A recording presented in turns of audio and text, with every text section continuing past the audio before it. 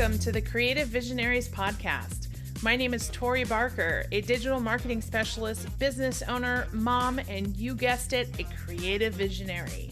This podcast is about inspiring business owners, building connections, sharing success stories, and motivating others.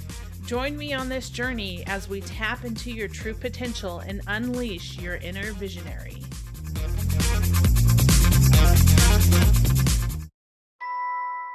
Hey there, podcasters. Are you looking to take your show to the next level? Let me introduce you to Podtask, the innovative platform that simplifies the podcasting process and equips you with the tools you need to succeed. With Podtask, you can say goodbye to the headache of managing multiple tasks and deadlines. This app provides a comprehensive systemization and task management platform that helps you streamline the podcasting process. And it doesn't just stop there. Podtask also offers AI-based marketing tools to give your podcast a competitive edge. As a fellow podcaster, I know from experience how important it is to have a reliable and efficient tool like Podtask to keep you on track. It helped me save so much time in post-production, which allows me to focus on what really matters, creating great content for my listeners. So if you want to take your podcast to the next level, be sure to check out Podtask. As a special offer to my listeners, you can sign up today and get started with their free forever plan by visiting creativevisionariespodcast.com/podtask. Hi, everyone. Thank you so much for joining us again on the Creative Visionaries podcast. Today, I have the pleasure of introducing you to our guest, Max Lambright. Max, welcome on the show. Thanks for having me, Tori. So tell us about the other side of the desk and tell us who you are. Well, the other side of the desk is the podcast for our new business venture. I'm started a new company a couple months ago with 4 other partners. We're calling it the Executive Chair, and it's just a continuing episode in the saga of me being coaching and being CEOs. This is my 8th time being a CEO, and I thought I was too old to hire and too young to retire, but I'm like Michael Corleone. Just when I think I'm out, they pull me back in. So you still have so much to give.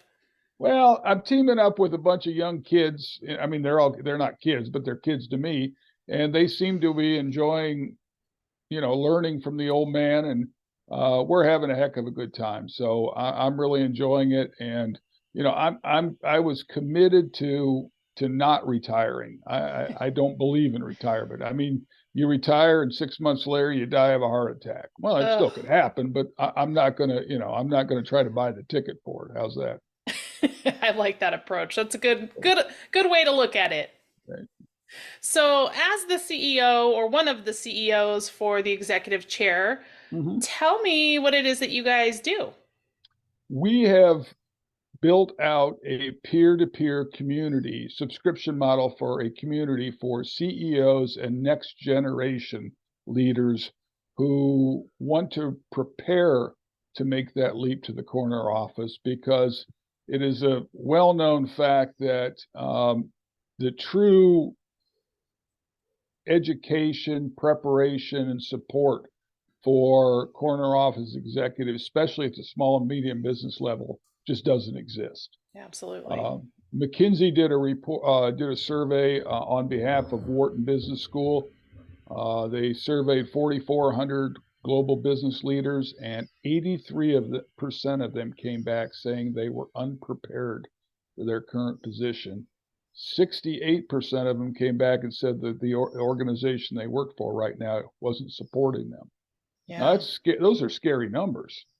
I mean, they were stunning to me. So, and these are the largest organizations in the world. I mean, those are Fortune 1000 and 2000 corporations. So you can just imagine how that translates or correlates with small and medium businesses that don't have the resources that the big ones do.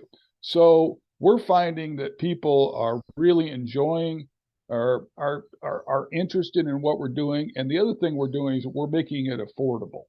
I mean, there are a ton of executive coaches out there, and the world needs more of them, to be honest, more good ones. But the world needs this to be available, accessible, and affordable. And that's Yeah. what we're committed to providing. Yeah, I've heard so many times that people who get into those CEO roles have been just promoted, right? And then they are Yep. yeah, so Me. Yep. Yep. so they've been successful in a manager role or whatever that Right. might have been, and then the opportunity arises for them to level up into that CEO role. But like you're saying, they don't have the proper training or experience to that next level. And so I love that you guys offer this kind of gap to bridge the gap. And give them exactly what they need. And like you said, the Fortune 1000 companies themselves have this issue. So if Mhm. that's what we're looking at from the top, and then you look down to the middle, small business size companies, I can just imagine the kind of frustration that these people are in because they're like, I want to do a good job, but I don't know where to start. And so I love that you have this community that you put together to kind of coach them and guide them and educate them and get them to a place where they're not pulling their hair out and they're doing a great job and they're feeling good about what they're doing. You're absolutely right. 2 points I want to make. One is there are no schools for CEOs. All right, it's all on the job training. Yeah. And depending on which survey you believe, 30 to 70% of the new CEOs will not make it successfully through their first 18 months. I call it the loneliest job in the world Mm. because everybody in the organization is hanging on your every word. They're watching your body language, they're watching your facial expression. Everybody that comes into your office wants something from you. They want time, they want attention, they want resources, a pat on the back, they want a raise, Yeah. vacation, time off, whatever. But everybody that comes in wants something from you. There's no place for you to go. Hmm. Mary Barra, who is now the CEO of GM, was promoted from the president of the GM truck division to become CEO. And she's been quoted as saying, the most surprising thing about my ascension to that role is that I have no peer. It's extraordinarily lonely. Even when she was president of a division, she could talk to other divisional presidents and say, Right. look, I've got this issue. What do you think? When she's at the top, there ain't nobody else to talk to. All right. Yeah. So what we're providing is that sounding board, that resource, and the thing about us is the leadership team we put together at the executive chair is that we've all been there, we've done it, and we've Mm. bought T-shirts for the entire company multiple times, most of us. So, I mean, I say we need more executive coaches, but the one thing I don't understand is why a CEO who's struggling or who wants help would hire a coach who hasn't been a CEO. True. Very true. Why would you do that? Yeah. Okay. But there are people out there doing that, and we think there's a reason for it. It's because the type of help they're looking for is not accessible and not affordable. It Yeah. was a struggle for me to get coaching when I was a sitting CEO because the board didn't want to pay for that. The owners didn't want to pay for it. I'm the CEO. I'm supposed to have all the answers. That's why we Right. hired you. You're the one. You should be able to do all this. And it's tough. It's a tough role. It really is. Yeah, and you said, it's lonely at the top, right? Mhm. And I Oh think yeah. one of the key things that you said is that there hasn't been the resources out there like there are starting to come about right now. And like you said, affordable too, right? You can Right. probably find a coach who can coach you on X, Y, and Z, but whether they have the relative experience, have been in that seat before, they understand the intricacies of what your role is, it's not going to benefit you like it would to have somebody of your nature coaching them. You're absolutely right. The Small Business Administration says there's 650,000 companies in the United States with from 20 to 500 employees. All right, so 650,000. Let's just do the math here for a second. Let's just assume that they have at least 3 C-level executives in each one of those corporations, which is low, but okay, we'll dumb the numbers down here. So about 2 million C-suite executives, okay, in the United States right now. Vistage, which is a wonderful organization, has for what they say on their website, they have 5,000 members. Well, 45,000, what percentage of that is 2 million? That's Mm, not even 10%. yeah. Okay. So all those other executives that are out there that would really benefit from coaching, from mentoring. And that's the other thing we talk about. I'm a mentor. I've been there and done it. That's the difference between me and a coach. I also do coaching as well too, but Yeah. I've been there and done it. So mentoring is a mentor is someone who can show you what to do and what not to do, which Hmm. I spend a lot of my time telling them, no, don't do that. I'm going to tell you what's going to happen. You don't want to do that. Trust me on this one. And so Vista, I mean, people ask me, is Vistage your competition? We don't have any competition. I mean, it's such Yeah. a wide open field that there's such a need for this that, God bless them. I used to be a member of Vistage. I belong to Vistage. Okay. So I hope they grow dramatically because the need's out there. As a podcaster, you know that creating great content is only half the battle. That's where Remarker comes in. Remarker is a podcast branding, production, and marketing solution. Whether you're a seasoned podcaster or just starting out, Remarker will help you grow your show and build your authority. So why wait? Head to creativevisionariespodcast.com/remarker.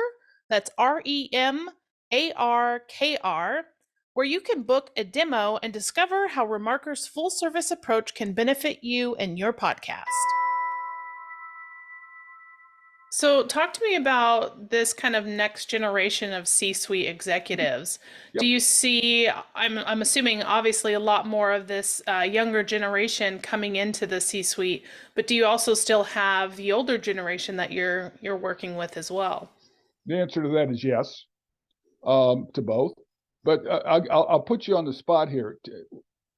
Guess, what do you think the average age of a CEO is in the United States right now? 35. 59. Really? Yes. Wow. So that's why we're focusing on the next generation. The average age of a CFO right now in the United States is 54. Wow. Right. Wow.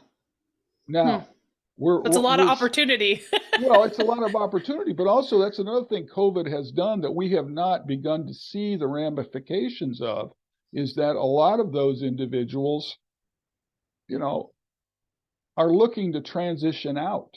Mm, true. All right. And so the succession planning and the transition planning for that next generation who are not prepared Yeah. to create a craft a vision for the company, to build their own senior leadership team, because as you say, they're going to get promoted. Yeah. So, Bobby or Bobette, who went bowling with the boys and girls on Tuesday night, on Thursday now is their boss. Yeah. I've done that. I've been in that. I was promoted a couple times, and it is a tremendously difficult transition for everybody, not just for the CEO, but for the people now that is reporting to the CEO who used to go have a beer with them on Tuesday night. Now, you still can go have a beer, but it's a whole different relationship Dynamic. now. Yeah. So yeah, it is truly is. So that next generation. So, we did the math a little earlier. We say there's 2 million C-suite executives right now. Well, let's just assume, and I know we're assuming a lot here, and I know what happens we both know what happens when you assume things, but we're playing along here, is that there's at least two capable candidates for every C-suite position in small and medium businesses. So that means there's 4 million potential leaders out there who are unprepared for that next role that they aspire to. Yeah. We'd love to be able to serve them as well too. And that's why we're building this platform out, that it's going to be remote accessible. It's a subscription model. It's affordable. They can hit it whatever time they want to. We have a repository of lessons that I'm teaching, Yeah. that my counterparts are teaching as well, that they can access at their time. But also then every week we have an Ask Me Anything session where they Yeah. just fire off questions to Max and the team, and hopefully we'll be able to give you a halfway decent answer. It's interesting. One of the things that has been a common thread in conversations that I've been having recently is this concept and focus around community. And Hmm. like you said, there isn't really a place for these C-suites to go to talk to Right. peers. Right. And the same is true for other industries and other like chief marketing officers. Like there's so many people who have now kind of had that light bulb moment that is like, we need to build community. We need to build community for specific things, for specific people, for specific roles, so that we can all come together and grow and support each other throughout our careers. And so I love that common thread and the direction that we're going with building community.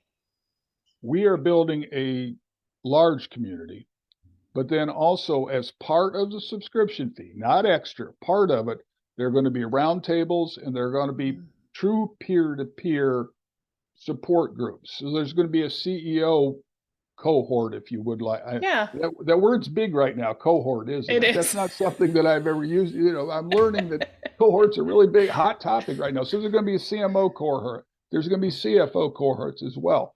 Yeah. And the beautiful thing is our leadership team is that we have people who have been in those roles. Yeah. So it's not like a CMO, ex-CMO is going to be trying to teach CFOs, or try to moderate a roundtable or a mastermind with them. Yeah. There are going to be people that have on the ground experience for a long time.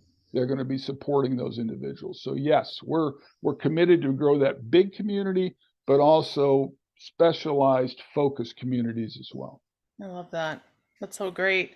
So, one of the other questions I wanted to ask you was what are some of the common mistakes that you see with these small to mid-sized businesses with the CEO, C-suite level?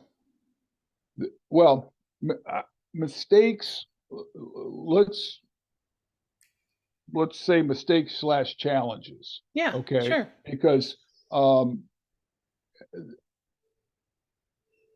the biggest mistake I ever made, believe it or not, was not trusting my gut and Mm, making bad hires.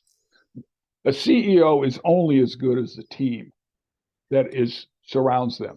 No CEO is hired to run the company. mm, CEOs are hired to grow the company. You I have a love that. team that's there on a daily basis to run the company. That's not your job. Your job is to create the vision, put the team together in place to run the company on a daily basis, and then go out and focus on the growth. The Mm, CEO of a small and medium business has to become the CGO, the Chief Growth Officer. Now, your VP of sales may not be happy to hear that, but it's too bad. Okay, because when the board meeting, every quarterly board meeting, when you're not hitting your growth numbers, mm. they don't want to talk to the VP of sales. They're looking at you like, why didn't you hit the numbers? Yeah. It's all on the CEO. So the biggest mistake I ever made was not trusting my gut, hiring somebody that my spouse at the time, my CFO, two other people on my senior leadership team says, don't hire this person. Ego got in the way. I knew what I was doing. I was smarter than everybody. I was out of a job in 6 months. Ugh. That person backstage, it was beautiful. I mean, it was like a Shakespeare play. I mean, Oh, that he played me like a, you know, a fiddle. they did cheap fiddle, not even a good one. All right. My daughters are both violin players. I know how much fiddles cost, and this one was he played me like a cheap fiddle. Okay, yes. So that's the biggest mistake. So I would say to answer your question directly, the biggest mistake a CEO can make is not being able to identify and put into place the right leadership team. Hmm. Okay. The biggest challenge they have are two. One is crafting the vision for the organization. What do we want to be when we grow up? All Yeah. right. And that you have to learn that on your own. Okay. And the second challenge is dealing with the board or with the owners, Hmm. because every board member and every owner and every banker believes in their heart of hearts they could do a better job of being CEO than you can. And every one of them is wrong. Yeah. Okay. But you can't convince them of that. Okay. That's so true. And I love that you say, trust your gut because I think a lot of what I do is that intuition and trusting my gut in the Mhm. entrepreneurial space. Because for me, Right. I come from corporate, and so being an entrepreneur is a new journey for me. And so that's the only thing I can lean on, right? Is that intuition and that gut feeling to know, Mhm. is this the right, client to work with? Is this the right, employee to bring on? Is this the right service to offer? And so unless you have that direct connection and understanding of what's true and what's right and what's gonna take you in the best direction, you have to kind of have to lean into that until you get to a place where you have a mentor like you who can advise you and tap you on the shoulder and say, no, Thank no, you. no, no, turn this way. Well, without getting too woo on you here, it took me decades to figure out that when my gut and my heart and my head were in alignment, I didn't have to worry about the decision I was making because I was making the right decision. Yeah, But when one of those weren't in alignment, when it didn't feel right in one of those three areas, yeah. it was time to back off Hmm. because a line I use with my team, and they get tired of hearing it. And if you hear it out of context, it may not sound very professional, whatever. I say there are no babies on operating tables here. Okay, we don't have any big problems here. We can delay a decision. We can step Yeah, back and look at this. This is not an emergency. I yeah, mean, I've never in 45 years of business, I've never seen a situation where we had to make the decision in the next 5 minutes. It's not like that at all. yeah. It's But not I've life or made death. Yes, but I've made decisions in the next 5 minutes that I still regret to this day. Mm, That I wish I would have believed my own words and stepped back and relooked at those yeah. decisions. Well, I know that the listeners out there, there are plenty of them, I'm sure, who can take advantage of what it is that you and your team are building. So I'd love for you to give an opportunity for them to reach out to you or find out how Mhm. they can learn about getting support from you and your team. A couple ways to do that. One is just go to www.executiveschair.com. They can reach me at max@executiveschair.com. And the other thing I'll offer your listeners is if they reach out and say that they heard us talking on this show, they get a free hour with me, all Love right, to that. talk about their situation. And the other side of the desk is our podcast, which is where one of my partners, we get on there and they ask me a question and I talk for 45 minutes, kind of like what I've done here today, just ramble on.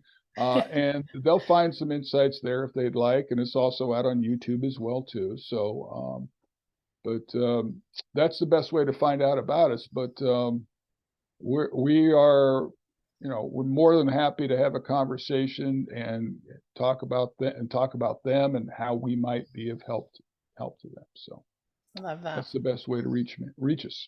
Yeah, well, thank you so much for sharing your knowledge and insight and just all of this wonderful information. I think what you're doing is phenomenal and building that community around these C-suites and helping to elevate us, in the future generations. Well, thank you for the opportunity, Tori. We hope in small way, you know, one of the things that a CEO really does think about is leaving a legacy. Mm. And there are three steps to leaving a legacy. You do, you teach, and you leave behind. Mhm. My kids hate going to the movie with me because I always stay till the end of the movie to watch the credits. All right. Because it's fascinating to me. You get to see the little Easter eggs once in a while, the little funny vignettes, but you see all the people that are involved in the making of a motion picture. It's an amazing number. Well, in life, we don't get to see the credits. But if you think of the credits of all the people that you've been engaged with, that you've had an impact on, you might look at differently about leaving a legacy because they get to see your credits. They get to engage with you and they're going to go on beyond what you're doing. And that's how we leave a legacy. So hopefully we're able to do that with the executives chair. That's great. Thank you so much, Max, for being a guest on the show. And let's go out there and make it a great day, everyone. Thank you, Tori. Thanks so much for listening to the Creative Visionaries podcast. If you've enjoyed this episode, make sure you subscribe, leave us a review, or share with a friend. Also, make sure to visit us online at creativevisionariespodcast.com. You can also follow us on Facebook, Instagram, or LinkedIn. And stay tuned for more episodes to come. And remember, it's time to tap into your true potential and unleash your inner visionary.